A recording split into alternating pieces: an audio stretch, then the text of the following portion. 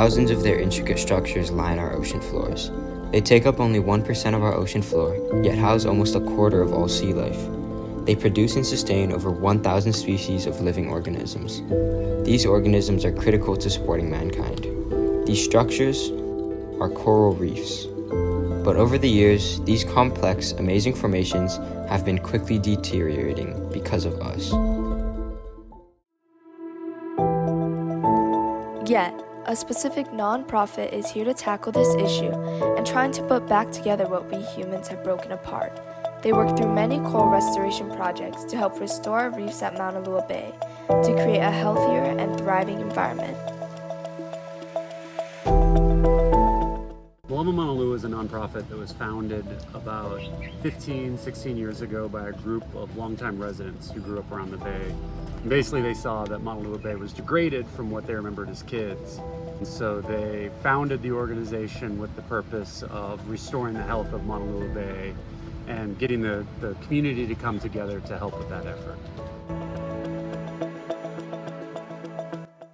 I think the ultimate goal for Maunalua would be to have the community working together to restore the health of the bay and getting the bay to a point where it can be sustainably utilized, where the community can still come out and fish and surf and not have to worry about degraded water quality or not have to worry about fish populations continuing to decline. So it's finding a way where the residents can balance the needs of the ecosystem.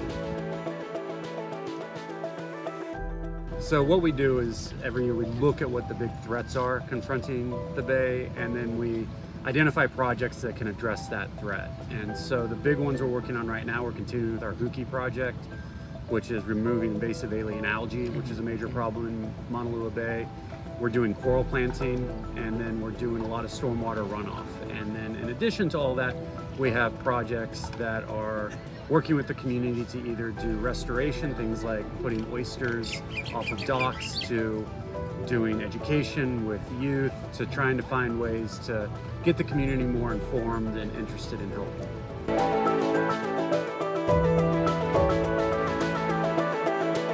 So what we do with this is part of the Restore with Resilience initiative. And what we do is we go into the bay and find what are known as corals of opportunities. And those are corals that have broken off from the reefs. So they can break off through natural processes, things like wave action, to if someone drops an anchor or accidentally kicks the reef, you may see some of the reef break off.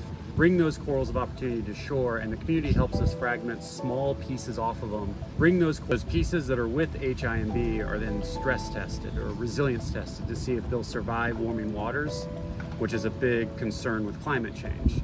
Those that do survive, we then bring those coral colonies back to shore. The community fragments them for us, and those fragments then are planted throughout the bay. And those fragments will in theory grow into larger coral colonies, which will grow into reefs that as temperatures rise and bleaching takes place, those reefs will be able to survive. There's a lot of factors that go into play.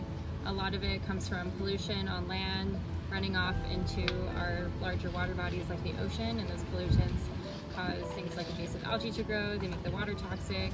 It disrupts the natural ecosystem and the animals that would normally live there. But the largest global factor contributing to reef degradation is global climate change. As the climate is changing, our oceans are warming and our reefs get really stressed out, and then they undergo the process of coral bleaching. But that is the greatest threat to our reefs around the world. Yeah.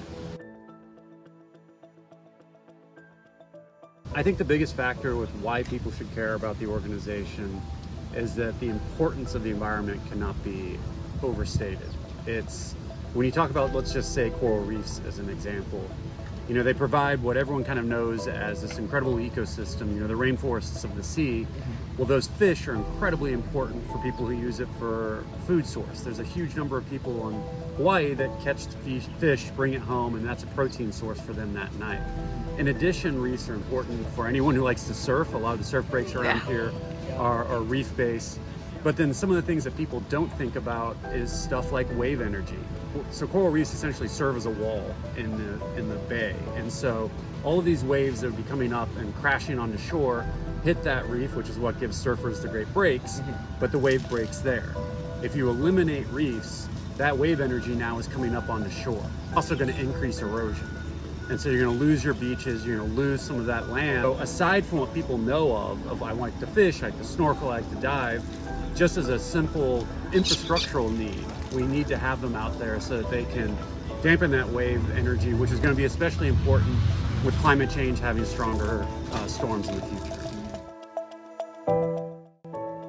Well, one thing you can do is you can volunteer with nonprofits that are doing coral restoration work, or any organization that's doing coral restoration.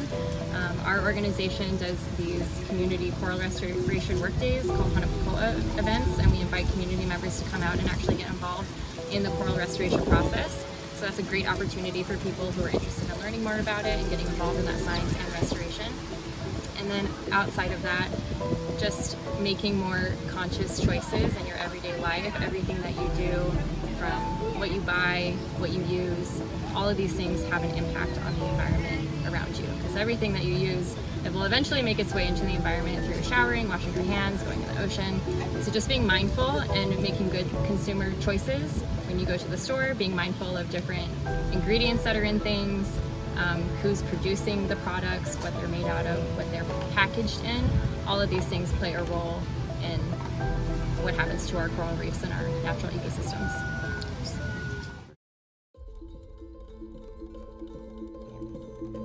Although it might seem unattainable, we can each individually play a role in helping to solve the damage we have created within our reefs.